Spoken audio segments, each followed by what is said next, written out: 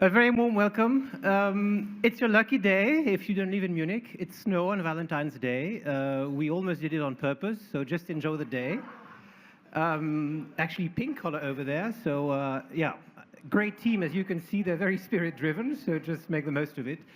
We have the best breakfast in town, but for those of you who just come back every year, you know that. We actually have the best spot in town during the conference, but you also know that. So this is not meant to be the official opening. The official opening is actually at 9:30, but we are always starting, it's a tradition here at the BMW Herbert Quandt Foundation Herbert Quandt Pavilion, which will serve this year as the official energy security hub, to start with a thought-provoking discussion with leaders from politics, mostly politics, sometimes business, but mostly politics, to reflect on the most burning developments of the time. So I know there might have been many names circulating, starting with Nancy Pelosi. Nancy Pelosi broke her hip. And as much as she would have loved to be with us, it was not possible to travel to Munich at all, so she actually is still in Washington. And it's Valentine's Day. I was starting to have a bromance with the Polish foreign minister until Marco Rubio called him to ask him for a bilateral at 8. And unfortunately, Marco Rubio won. So Foreign Minister Sikorski will not come, but I'll be the devil's advocate. I'll try to be a bit Polish on that stage, and without much further ado, we still have the coffee machine working. I thought that we had settled that. Every year we have the coffee machine, so there's a competition, but I hope that this year there will be no competition. It's my great pleasure to welcome you all for the first breakfast. We'll cover the long road to revival, talking about European geopolitical and industrial leadership. We'll see that one cannot go without the other, and I think there could not be better and in terms of experience, better equipped leaders than Arancha González, who served as foreign minister of Spain, but also was the chief of staff of Pascal Lamy at the WTO for over a decade, and was executive director of the International Trade Center, and is now dean of the Paris School of International Affairs at Sciences Po. And on my right, Mariya GABRIEL, who, how many hats have you had over the past decade? It's just crazy. So you were minister in Bulgaria, deputy prime minister, minister of foreign affairs, twice commissioner, including digital economy and the economy, and you're now president of the Robert Schuman Institute in Brussels. So you know everything about what is going to happen in the next 5 years, so brace yourself. So it's Valentine's Day, and I want to ask the two of you, can we expect flowers to be delivered by the White House to the Kremlin today?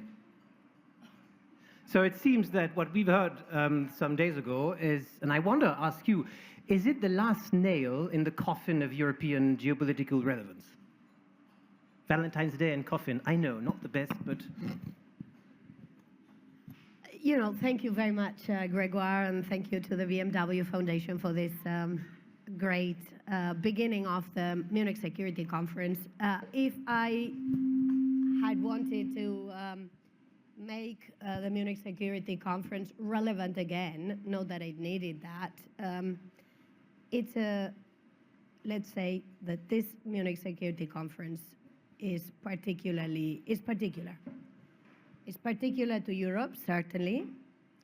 And what I would like to do is start from where I think we Europeans should start this conversation, which is taking the hype away, removing the exaggerations. It's not the end of anything, it's not the beginning of anything, it's the long road to continue to work on a project, which is Europe, which is different, and because it's different requires more energy, more understanding, more nurturing, and more taking care of. So, Grégoire, no, I don't think it's the end of anything. I don't think it's the beginning of anything either. I think we're in a long road, and the question for Europe is, can Europe now move from the great diagnostics that it has on the table? The diagnostics are good, they are accurate, they are sharp. What we need to do now is translate this into action. So we know, we've seen by now that we have many, our industry is dependent on the US market, and not just the German industry. We saw that there were some French billionaires at the inauguration of Donald Trump. Luxury goods, very important. US market is very important. Minister Sikorski last week, so Poland has the presidency of the European Council until June, so he speaks in the name of the 26 other foreign ministers in Europe, said that a strong US equals a strong EU. Are you sure about that? I mean, a strong EU might equal a strong US, but a strong US, a strong EU, I have my doubts. Well, thank you very much also for the invitation. It's great to be here this morning, and thank you very much to BMW Foundation for this great start of the Munich Security Conference. Well, I think that it's up to us to do it. Stop talking and pass to the next stage. If you'd like definitely to show that Europe is strong and US is strong, I think that it's not anymore enough just to say what we have to do, but to start doing it. So that's why I also think that that's not the end of the process. Now it's really time to go forward, not to repeat some of the errors of the past. And it was mentioned in the beginning, it's not enough just to have a common position between few member states. What are our support for Ukraine? We need really, since the very beginning, to include all the member states from the eastern flank, Baltic countries, Scandinavian countries. That's really important. And after, to go and finally to define the next steps as an action plan. So yes, for strong Europe, but not so much discussions and declarations, action plans, and step-by-step how we'll build on our strengths and how we'll make a difference where we have a real added value in our actions and domains. But there's something concrete. So yesterday there was the Ukrainian foreign ministry's really a master in communication. And it's now known that Donald Trump will meet with Mr. Putin in Saudi Arabia. They'll talk about, they will negotiate. And yesterday the Kremlin said, oh yes, Ukraine will be able to partake in part of the discussion. And there was a publication of the Ukrainian foreign ministry with a map of Ukraine, including Crimea, with just one word, 603,628 square kilometers, period, which means Ukraine is Ukraine and not part of it. It's interesting to see that the most pro-US countries over the past, let's say, decade have stood in the Balkans and the Baltics. And at the same time, they're also very worried, and rightfully so, about the risk of a Russian interference. You know a few things about that, but also invasion. How will they deal with it now? Because there's a need to either say, okay, fine, Europe will come second, I mean, not even invited to negotiations, or say, well, this is simply not possible, as the German Chancellor said. Are we really ready to get our act together and tell Donald Trump it can't happen? But actually, honestly, it can happen because they have a leverage we don't. So in all honesty, I really don't understand how Europe could prevent it from happening. So I guess, Grégoire, what you are asking is about the US. And with this very long, winding question is what's happening with the US. Okay. And let's take it. My team is here. I know. I will behave now. I promise. Let's take it heads on, because I think it's important to put the elephant on the table. The US is Europe's historic ally. It's ally to build an international system which resembles a lot what Europe and America built together. Is the ally militarily and defense-wise. It's a democracy. But let's say that all these three pillars at the moment are weakening. The US is showing an inclination to take a one-way street. Certainly, it's taking a one-way street on international trade, something that we cherish a lot because we've built a lot of prosperity around that. It's taking a bit of a one-way street also as regards Russia's invasion of Ukraine. And that's a little bit more serious because for us, this is our continent. And having the security of Europe defined without Europe and without Ukraine is something that I think would not be acceptable. So I think what's important is for us to take this in our hands. And in order to take this in our hands, we have to do our homework. So it's not, we don't want to do this without the US. Probably there are parts of it that we can't do without the US. But we also have to be clear that this is Europe, and that Europe cannot just simply be on the menu because it's not on the table. So that's what, this is our task right now. It's not to build a position against the US. It's to have the courage in Europe to build our capacity to sit down and discuss and negotiate, including with the US.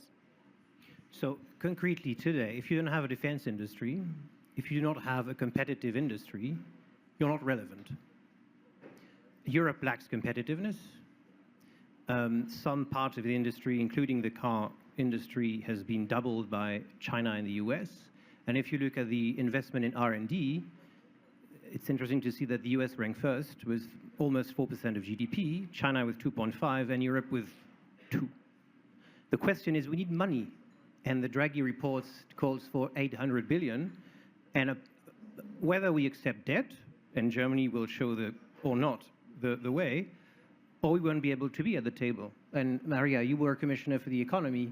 You also covered startups. You often went to the Silicon Valley. You've seen the difference in culture. So the question is, are we willing to put more money on the table? And that means we'll need to talk about tax, and we'll also need to talk about more integration. You're absolutely right. It's true that today we have to invest heavily in research if you'd like first to go to innovation, and that's something that is quite worrying. Look at the last proposals, even in competitiveness compass. The word research is mentioned very, very few times, and I think that we have here something very, very important. Also, we have a very good example with the European Research Council. So we have to preserve this, and we have to invest much more in research and development. But that means you are also right that we need incentives. We need not only to talk about tax, we need really to preserve this curiosity-driven research, to this breakthrough research. It's not enough, certainly, because we need also to close this gap between researchers and innovators. These communities don't work spontaneously together. My experience, I will never forget, European Research Council and European Innovation Council meeting together. First, it took months to have the meeting, but finally, when the meeting was held, they were hours and hours of common discussions.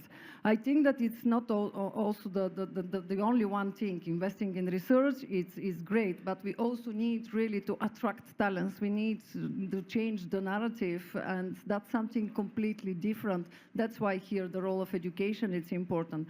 Also something that for me is very important, we have even now vibrant, dynamic, local innovation ecosystems. They are not connected to each other.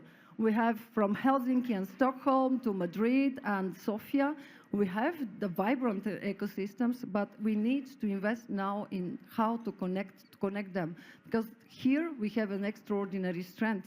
We have to invest locally, we have to create jobs locally, but at the same time to see how with the European dimension, we can affirm our role in the world. So I think that also we have finally to take a risk and to have a common European regulatory sandbox. Innovators need flexibility, freedom. Talking about regulation, it's not enough. I think that even when we talk about regulation, without saying we need to reduce the administrative burden, what I would like to see is, for example, a very clear analysis at European level, what are the regulations without which will stay focused on outcomes and not on processes. That's what we need to do now in Europe. And yes, finally, maybe it's a little bit too much something that I worked on, but it's also important to have an option scheme for Europe. If you'd like really to motivate those that are working in the different fields of innovation, they have to participate really, they have to have the ownership. So yes, for me, the most important is to overpass this stage where the diagnosis is here, the numbers, the facts, but to start doing it. And last point, when we talk about Russia, I always plead about this. We have to pay much more attention to the Black Sea region. European Union even doesn't have a strategy on Black Sea region. This is very, very important because it's another area of war that's not a hazard, that some Baltic states started already to be much more prepared, Scandinavian countries, and yes, United States have a strategy since 4 years now. I think that something should be done differently, but differently maybe by focusing on the strength of some of those countries that are not in the middle of the white. But I mean, you talk about talents. I mean, OpenAI just opened an office here in Munich. They're actually hiring significantly. The team will be big. So talent doesn't seem to be, I mean, that much of a problem. I mean, Germany is a great example. The terrific engineers, they don't leave. I mean, some of them do, but many of them stay here. It seems like there's a problem with the visibility of the regulation. I mean, if you take, for instance, the Green Deal, and you've worked a lot on trade and take hard-to-abate sectors, the car industry. On the one hand, you say, you know, we'll get carbon neutral, and then you look at what's going on in the US now. So one wonders, okay, have I done that for nothing? So how do you convince the industry that they should keep up?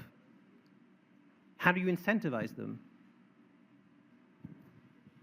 So I think the drive the priority that Europe took on addressing climate change, and frankly, not just Europe, it's a collective endeavor that was taken in countries around the world, was done with the idea that decarbonating didn't necessarily have to mean losing competitive or being uneconomic, that you don't have to oppose decarbonating to growing less. You can marry the two. Now, have we gotten the recipe perfectly right in Europe? No, I think we have to adjust. Now, we have been very good at setting the target, giving a horizon. Giving a horizon is important because when you have to do investments, you can't completely and constantly change the target. You need to have a clear path. And Europe has provided this clear path. Maybe Europe has been a bit too constraining in the manner in which you would walk towards that path. And that is where we today have to adjust. And we have to adjust because to sustainability today, we have to input two other considerations that maybe when we build the Green Deal, we didn't put on par: competitiveness and security. Because we also know today that decarbonating the European economy means getting access and resources to materials that Europe does not have, that in the hands of a few players in the market, including some that have no problems with weaponizing them. So today, the problem we have is to rebalance sustainability with competitiveness and with security.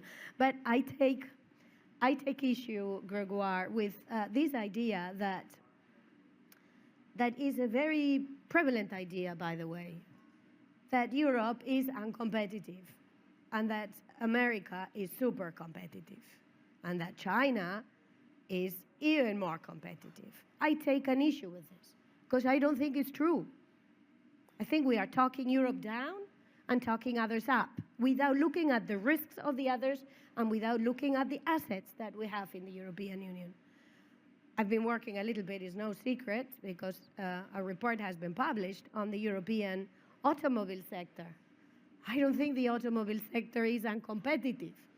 I think the automobile sector is caught in this sustainability with a very clear path without having thought at the European level competitiveness and economic security. But I have no doubt in my mind that this is an industry that can thrive if we rebalance these three ingredients and provide a clear path for the industry to move.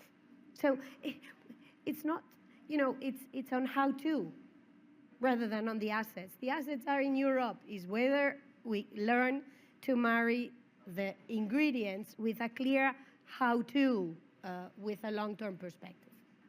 But I mean, at the end of the day, your industrial competitiveness is dependent on your ability to innovate in energy.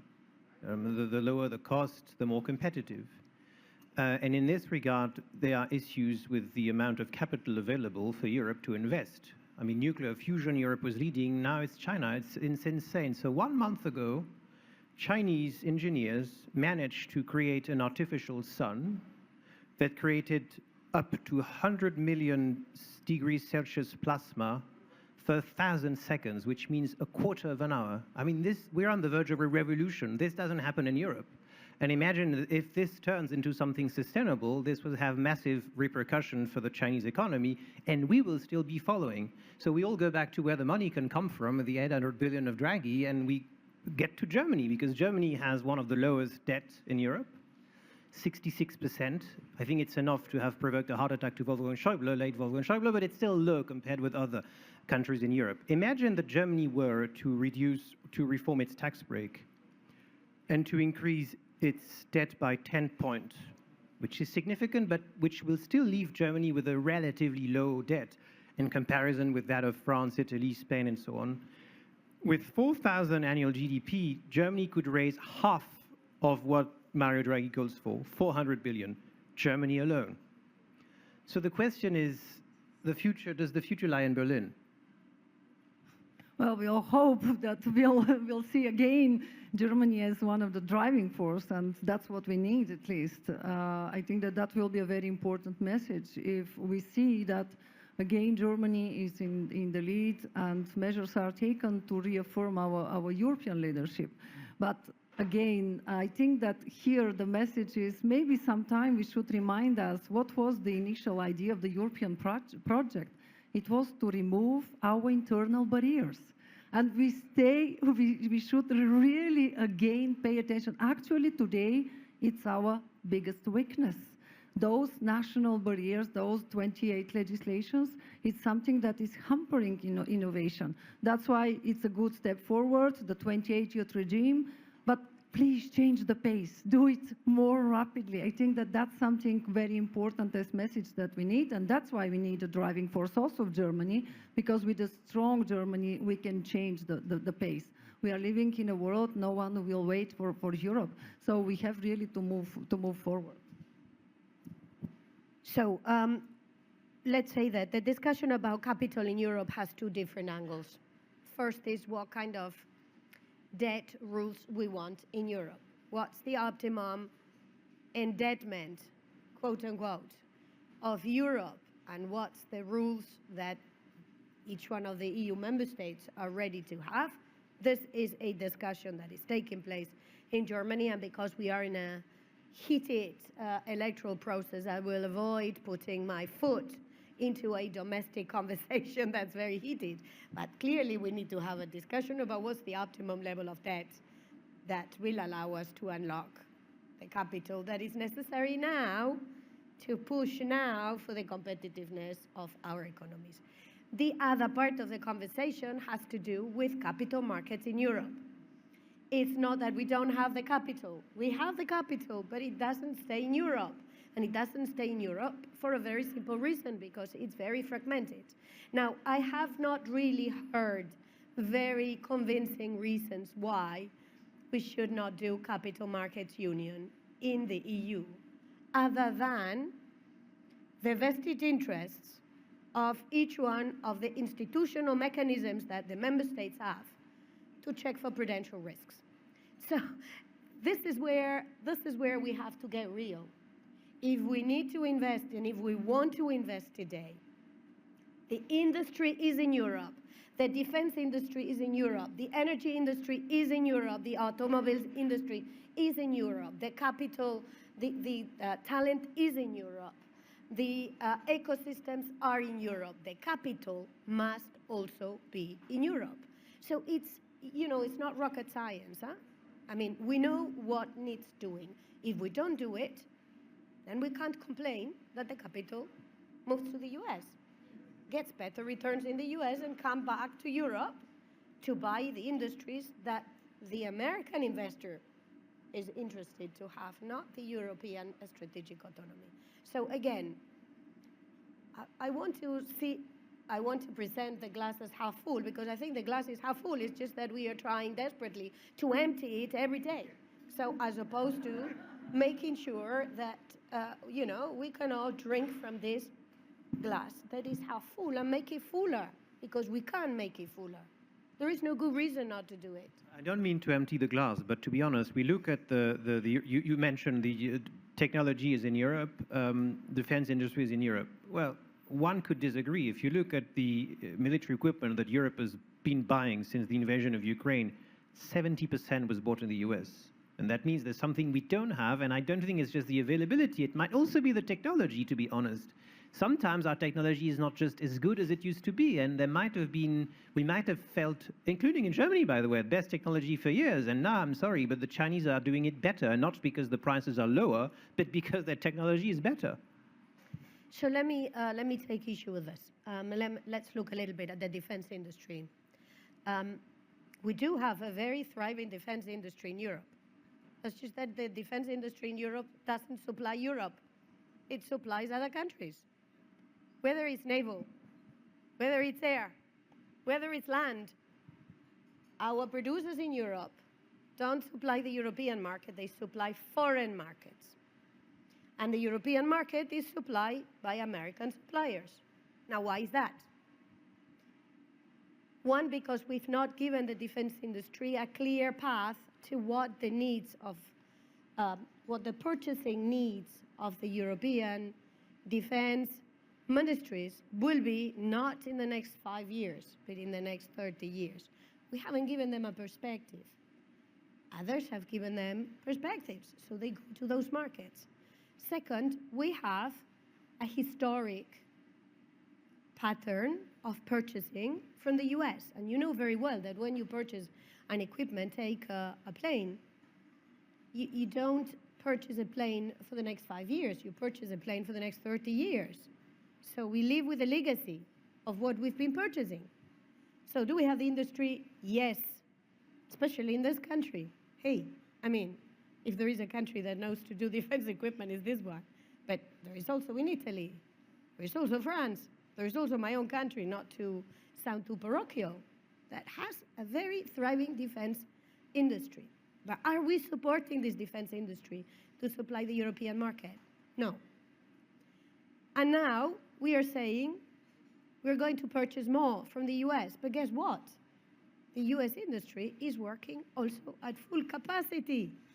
So the ability we will have to purchase a lot from the US is not enormous. The reports that map all of this are on the table. So I'm not saying anything that is rocket science, but we have to repeat this to ourselves. We have a problem with the perspective we give our producers, and we have a problem with the fragmentation of the European defense markets. Let's fix that.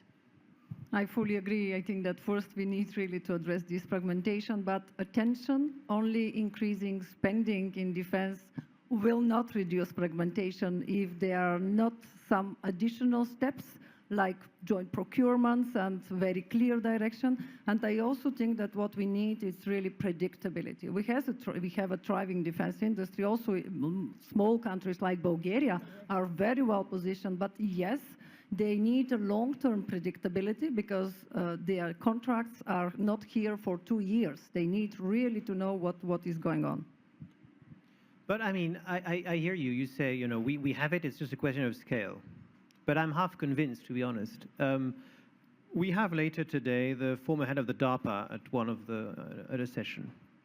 I went through, of course, the biography of the man and how he's worked. He also was the head of the tech defense fund of the Navy, 2 billion a year, by the way.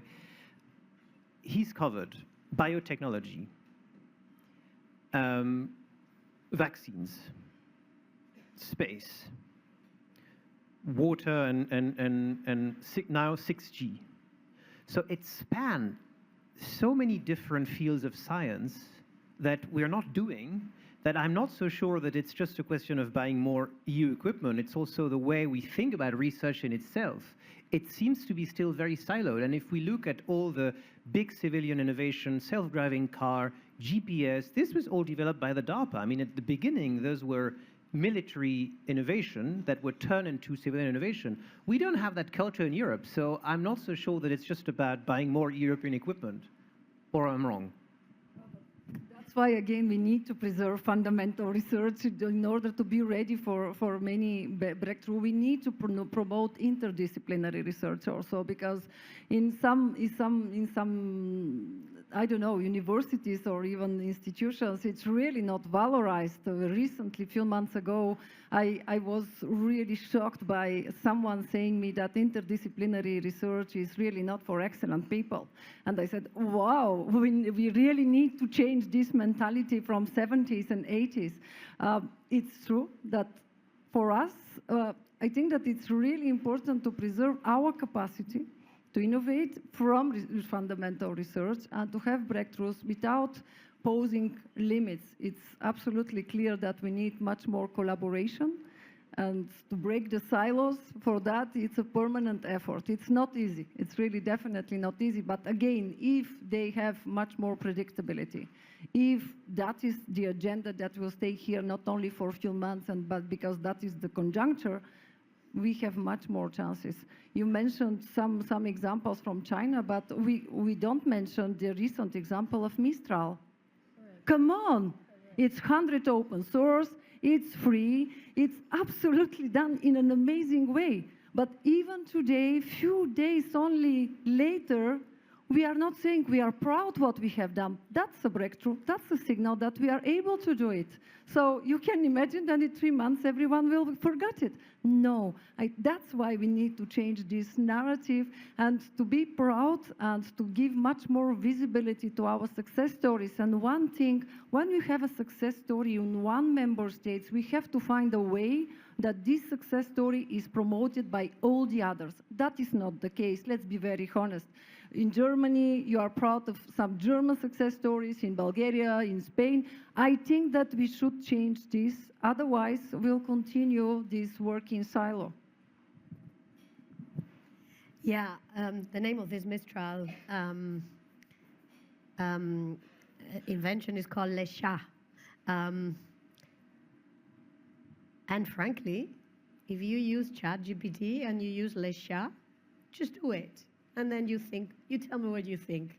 It's very clear that we don't have a problem with building the competitor to the US on artificial intelligence. If we put what it takes to it, okay? So, and let's celebrate that, and let's celebrate many other companies in Europe that are working not to develop AI on a grand scale, but to develop AI for special purposes. Helsing here in Bavaria. Helsing, iGenius. I mean, these are all examples of companies in Europe that are powering the AI revolution with the purpose of lifting a specific parts of the industry, specific parts of science. I think you said something that I want to agree with something that you said. It's a space. It's a space. This is an area where Europe has to pay more attention and where Europe has to invest more. And competition for Europe is becoming tougher on space because the competitor on space on the Chinese side is moving very fast. But on the US side, our competitor on space used to be a private sector and now is sitting in the White House. So that is a big change. With his child. Sorry? With his child. With his child, yes. And with all the paraphernalia. And without a mandate. And without checks and balances. So that's something we have to be very careful about. Space is the next frontier. And I know that Mariya, when she was in the European Commission, paid a lot of attention to this dimension. But this is one where Europe has to invest a little bit more because that's where the next battle will be. And let's say that we are facing pretty unfair competition from both our competitors. Can I just give an example here? How important is sometimes really Europe to not to follow some of the stereotypes and to pay attention to any new actors, especially in those parts of Europe where these kind of innovations, especially in space, are not expected. I have, unfortunately, an example in Bulgaria with a company that is called Endurosat. They never succeed with the European Innovation Council, and I think that one of the really not so positive remarks, it was that it's not possible that someone from this part of Europe is doing that. They were absolutely immediately with US, and now they are fifth in the world, but they are not anymore European. So, and they were here. They really managed for many, many years to try to convince people that they are European. They want to be a European. So we lost a possibility to have fifth in the world European company. So I think that here we need really to pay attention, not only for space, just to be much more open and to see that there are many innovations in different parts of Europe, not always the usual actors. For sure, we need to invest much, much more heavily. And again, I fully agree with what Arancha said. Space, it's something that until now we also just look at the facts. Not all our member states are even members of the agency and are doing things together. What we are talking about. So I fully support this direction in which we have to invest much more heavily. Back 60 years ago in the US, you would have a standing president saying, we're going to the moon, not because it's easy, but because it's hard. And 7 years later, they were there. So it's also part of the political discourse that we honestly don't have. But I'd like to come back to the Mistral and Helsing. The question is, it's great we have Mistral in France, we have Helsing, there are others. But the point is, if this, sorry to say that, doesn't merge at some point to become a real European giant, sorry, we will never compete against the Americans and the Chinese. Why are we serious in aeronautics? Because we have Airbus. We don't have 26 Airbus. We used to have Arianespace until SpaceX arrived, but still. So we need one European giant. That means we also need to change the competition regulation, but also the mindset. Not so sure that Helsing, who will be here at some point during the conference, would agree at this stage to merge with Mistral and the other way around. But that the question will come out at some point. Size does matter, and not just capital. Well. Let's be careful with that. Let's be careful with that. That's what we were told until this company called DeepSeek appeared in the market. With much less capital, and by the way, apparently, because we still don't know the real numbers behind, but in a much more environmentally friendly manner, this company came out of nowhere, demonstrated maybe that this idea that it all has to be big, with lots of capital. I mean, if you think of the amount of capital that have been poured into a handful of companies in the tech sector in the US, that is exactly what is giving us a distorted version and a distorted vision of the solidity of the US economy. Parenthesis. DeepSeek has shown that maybe there is also a space for others that are going to do this in a much more purpose-focused manner. So, yes, you need scale. You need a scale for the data.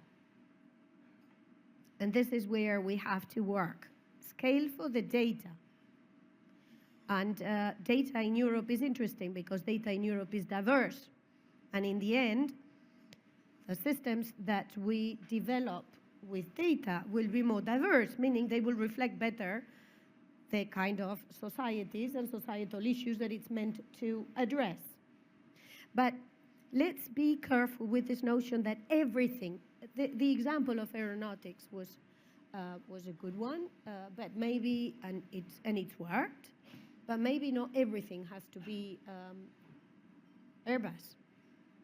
Maybe there are areas where having a giant helps. I think on space, it helps because the investments that are necessary are so big that yes, but there are other spaces where what you need to let maybe is create an ecosystem where you get many flowers to bloom, to borrow from the literature in China. So one last question before we open to the floor. There was the AI summit in Paris earlier this week, and US Vice President J.D. Vance, in one sentence, I feel summed it all, saying, I didn't come here to talk AI safety. I came here to talk about AI opportunity. Doesn't this summarize the difference in mindset between the two shores of the Atlantic? Or again, I'm being too harsh on Europe. No, I don't agree. I think that what we lacked during this AI summit is someone that could answer in a more assertive way, because let's not forget, we have different approach in AI. For us, it's very clear that the consumer and everyone as a person is owning and controlling the data. On the other side, we have an approach where that is the company who is owning, controlling, selling, and transferring the data. So I think that based on that, we have to be aware that we have some weaknesses, and this is to create much more opportunities for our companies, and that's why we need to scale up. That was mentioned, and I wanted really to have this message also during this discussion, because we have already giants, we have startups, we need scale-ups. But simple example, do we have a list with the 500 scale-ups in Europe that are really ready and we have to invest in them by sectors and how to go? No, I don't see it. So I think that, again, more pragmatic approach, knowing what are our strengths. And for me, it's really important, avoid further internal divisions. Please look at the map for the AI factories that were agreed by the European Commission a few weeks, months ago. When you see it's, sorry, in some part of Europe is saying it's a new Iron Curtain, from Italy to Finland, and no one else on the east side, on the west side. I think that we have to pay attention to this. That's Europe. Europe, it's this diversity. Europe, it's all these talents that are here. Our strength should be to connect the different ecosystems, to create this environment that will be much more giving opportunities to the innovators, and of course, acting in our own approach, looking for allies for this approach, not be followers, but be creators of an agenda. So we're fine. We're not. There's no overregulation. We're okay. I mean, our approach is. We also think it's opportunity first and safety second. That's good. No, I don't think. I think we should not indulge into fundamentalism. Okay, I don't think we should indulge into the fundamentalism of no strings attached. It's all about creativity, no safety, no rules, no controls, and equally, we should not engage into the fundamentalism of let's uber-regulate so that we are comfortable that nothing can go wrong. I don't think either of these two things can work. We need to find a space in the middle. When I hear this idea of no regulation, let's unleash creativity. When I hear this message from the biggest tech company that is now sitting in the White House, let's say that I have my questions. Don't we have a problem with safety? Don't we have a problem with the manner in which this technology is manipulating democracy today? Yes, we do. So let's face that too. Does this mean that we've got to regulate this in a manner that prevents creativity, innovation? No. Let's take this middle of the road. It's difficult to find this middle of the road, and I don't think we have found it in Europe. But I think we also have to be careful not to be taken for a ride when people say no regulation is great for innovation, when we see what is happening on the US side. So middle of the road would be my answer to your question. It's a great answer. I love it, because it's a great transition to the questions. I think we have 25 minutes, and we should have a microphone somewhere. So I think we do. So just catch my eye, or just take the microphone, or do we have one, or just yell if you have a nice voice. It works as well. Yes, great. The gentleman, yes. If there's anyone else, just wave. Hello, hello. Can you hear me? Yes. Yes, if you could introduce yourself and... It's Carlo Brenner from Citibank, and my questions are for former Minister González. I was interested in your points about capital markets and defense. And on the first one, capital markets, if you see it from a US perspective, it's obvious that the EU should have a capital markets union, and we are discussing it, and in March there will be the proposal for the SIU, the Savings and Investment Union. The point is that I maybe see the glass half empty in this case, as you can do just something, but not everything, because you, as European Union, you can regulate, you can remove the barriers, but then it's the private, it's the markets that have to integrate. So even if we can get to that solution, it's going to be very long, and we need the capital now. So I don't know if I'm that positive on that side. I don't know what you think about it. And on the defense point, I see it in the other way in reality. Europe now is trying to keep the money in Europe with this new legislation that is coming out of the European Commission and is under discussion at the moment. And in reality, what you say about export, export usually for defense companies is part also of a strategy of reinforcing its own defense. The defense of every export of companies is authorized by states. So I didn't really get that point, if you want to explore that a bit more. Thank you. So yeah, the road to full integration of capital markets will take time. But I tell you what I'm watching these days. I'm watching signals to see if we are serious about this or not. And just like I'm watching, markets are watching. So what am I watching? I'm watching mergers of banks. I'm watching to see what happens with UniCredit Commerzbank. I'm watching so that you don't feel that I'm being particularly nasty to a country. I'm looking at what's happening in my own country between Banco de Sabadell and BBVA. Why am I watching this? Because it's a signal of how serious our member states are about building this capital market union. So with two banks in a country or two banks across two big European Union member states cannot merge for political reasons, then sorry, the idea that we're going to build a capital markets union will be less credible. So this is a message that I'm saying out to the politicians in charge these days, because I think they have to realize the moment we are in.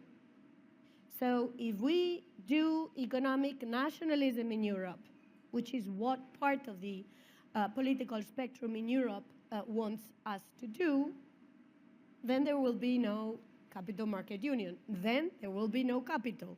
Then competitiveness in Europe will be more complicated. Now, capital is, as you know, because you're in a bank, in an important investor, capital is looking very carefully at signals. Capital right now sees a lot of instability in the US. It sees great returns. It was seeing great returns, but now they have to put great returns with great instability in the same screen. And it's no surprise that a little bit more capital is flying to Europe, understandably so. So yes, to complete the capital markets union will take a much longer time, but yes, there are steps that can be taken in the meantime that can make us a more attractive market for capital in Europe. On defense industry, yes, the Europeans have, every country anywhere in the world has a system to authorize exports of defense material. The US has it when it exports to Europe or to anywhere else in the world, and they export quite a lot to lots of parts in the world. Lots that are, let's say, a little bit less palatable, okay? Same in Europe.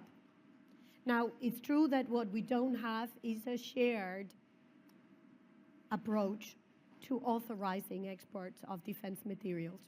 And sometimes what we have seen with an industry that in Europe is basically across value chains across Europe is that sometimes, and I've had to deal with this in my past life, you had to get the authorization from another company in Europe in order to export outside Europe. But let's leave this aside. My point was to say Europe thrives in foreign markets following the procedures. But Europe is not supplying European market. So there is where we've got to do our work in defragmenting the defense markets in Europe, and more importantly, in giving a perspective to the defense industry in Europe of where the volumes of purchasing would be with a longer-term perspective. This means planning. And this is what we have not been able to do up until now as good as we should at the European Union level.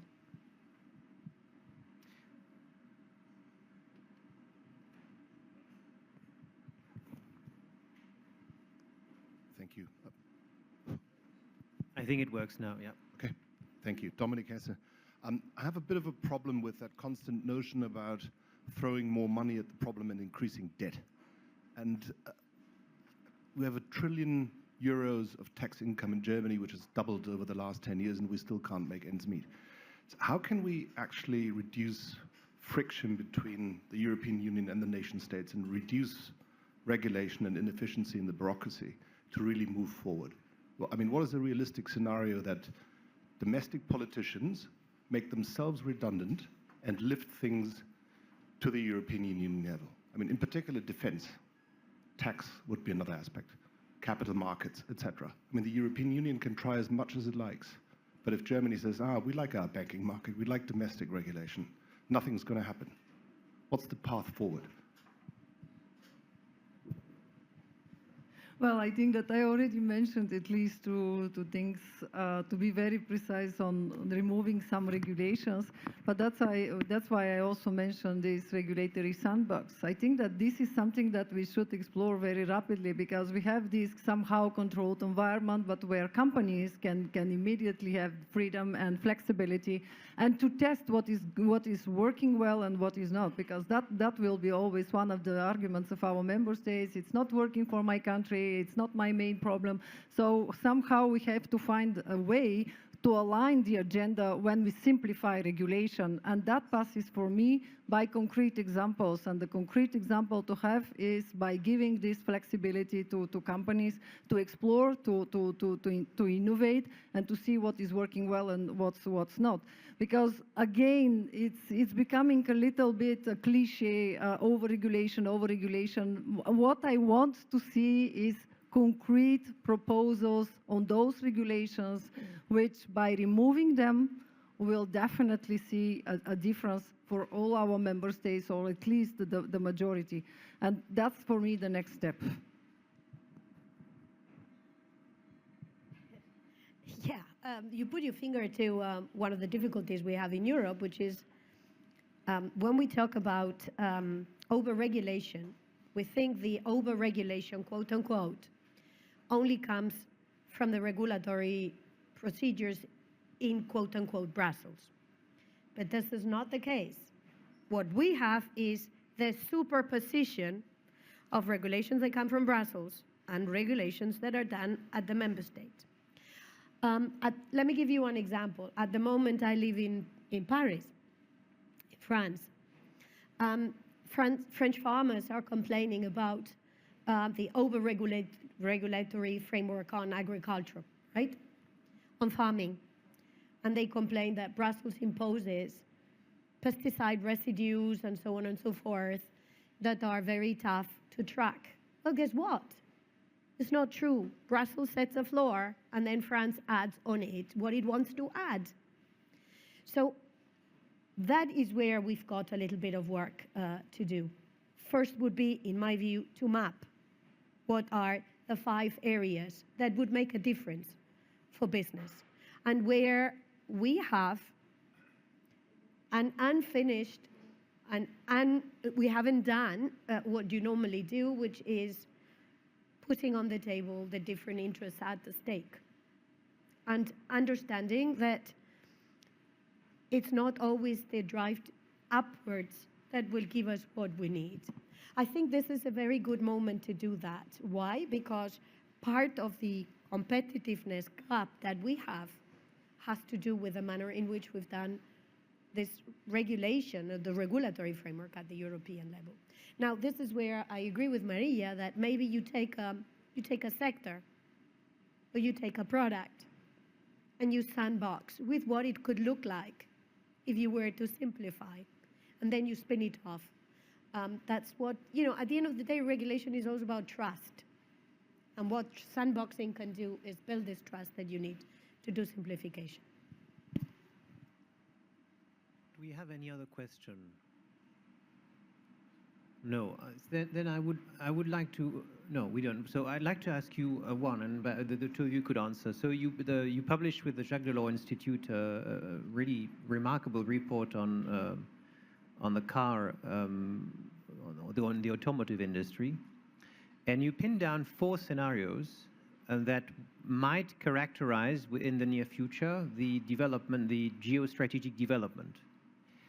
And those 4, I will share them with the audience, and I'd like to ask you which one you think Europe is the most prepared to, and what it would require to. Yeah, well, you still have 10 minutes. You don't think I would let you in peace? So one is protectionist rivalry. The second is competitive coexistence. The third is unilateral dominance. And the fourth is strategic collaboration. I mean, if I look at it, it seems like if I look at what's going on between the White House and the Kremlin, we're going to possibly strategic collaboration and competitive coexistence. The other two, not so sure about unilateral dominance in a world where there's no real domination from one single bloc. And protectionist rivalry, not sure that all Asia agrees. So where do you see us the most competitive, let's put it that way, or the best prepared? So I think we are the best prepared from a European point of view, but this is because Europe is an economic animal, is on the economic side, on the trade side. That's where we have a tried and tested method.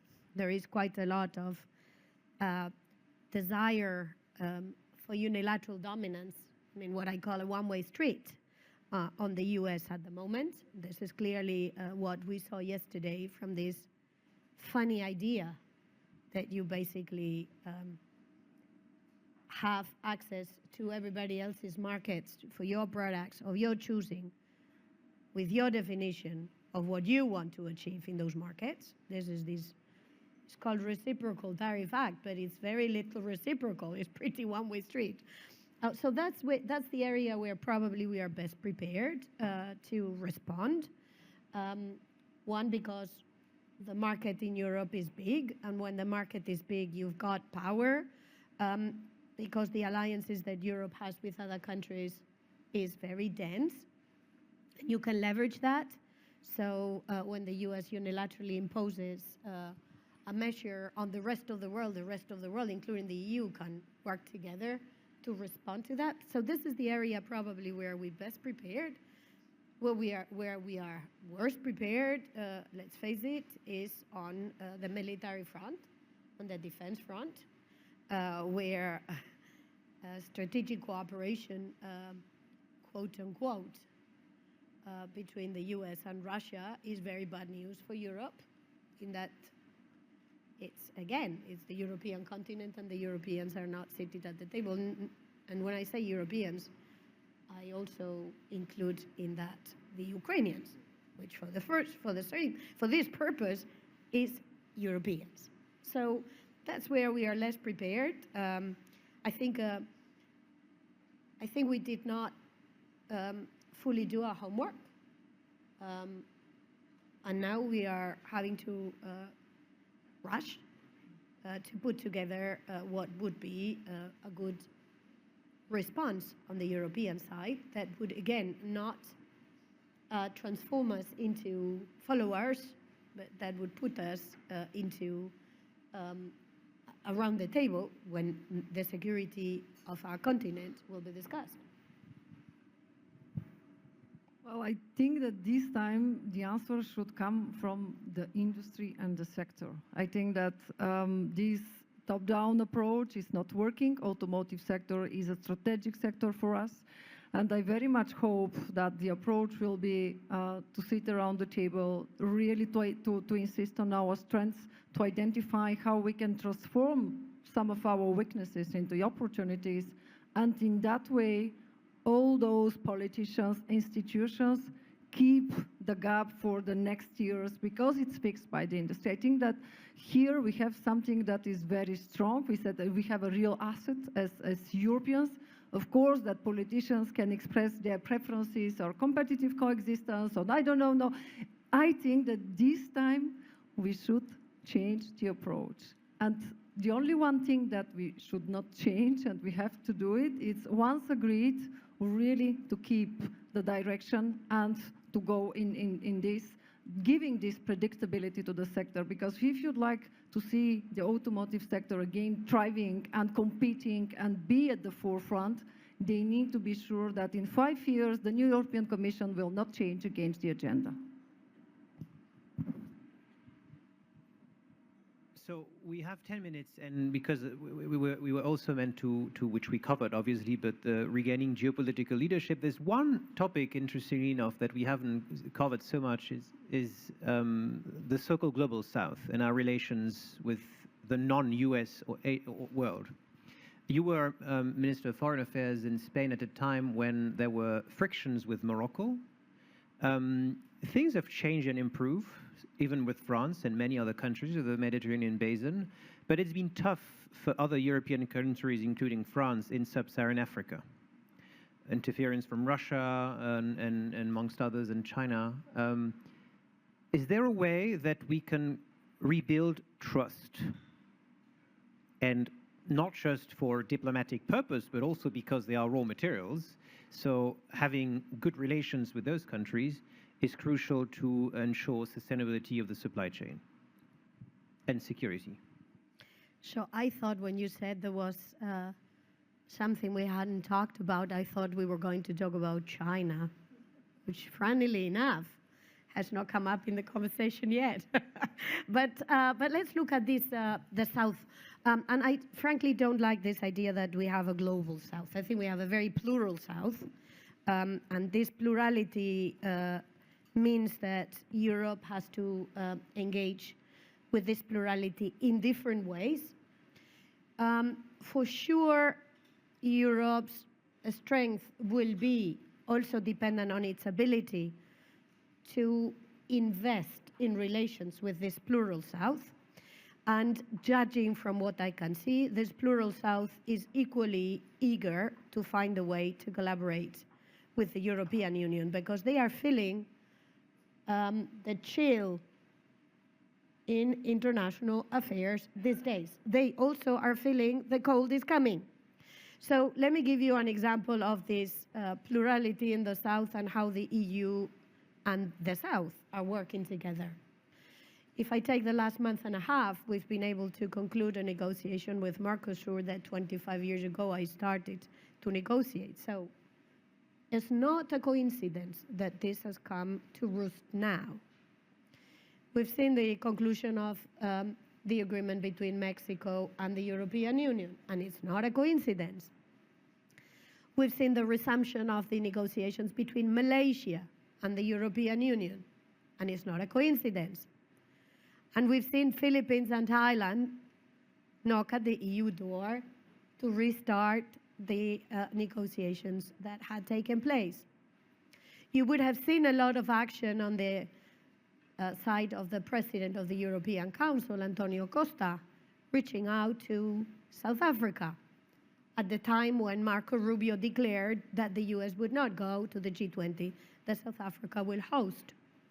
And you would have heard the President of the Commission, Ursula von der Leyen, say that the Commission is going to travel for the first time to India for a Commission to government meeting at the time when the EU is also in the final stretches to negotiate an agreement with India. All of these are demonstrations of the fact that Europe has understood it has to nurture the relationship with this plural South. as a means to build resilience also in the relationship.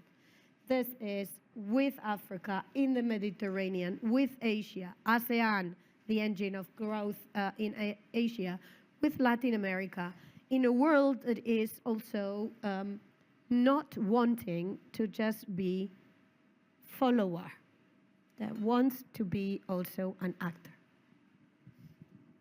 Well, I fully agree with what was said. There is no global south, but plural south. I think that now for Europe, it's really important to start to fulfill with content all these intentions. Some agreements should be finalized immediately. Some others that are here for many years should be redefined in the new context. We have some very positive messages, for example, with the new Pact for Mediterranean. But here again, just to be conscious about our weakness, I think that it's very important to speak with one voice. When you have a commissioner on Mediterranean saying that he will take care of economic agreement, and you have a high representative that will work on diplomacy, if today we don't understand, and we didn't understand that economy is also diplomacy, it's quite difficult to envisage the geopolitical leadership. So I think that, yes, we have all the elements in our hands. Now it's time to have the puzzle and to go and to show it how beautiful it is to the rest of the world. Thank you very much. I think it couldn't be a better conclusion than say it can be beautiful, but I think there's a price for it. So what did you say? We should do our homework.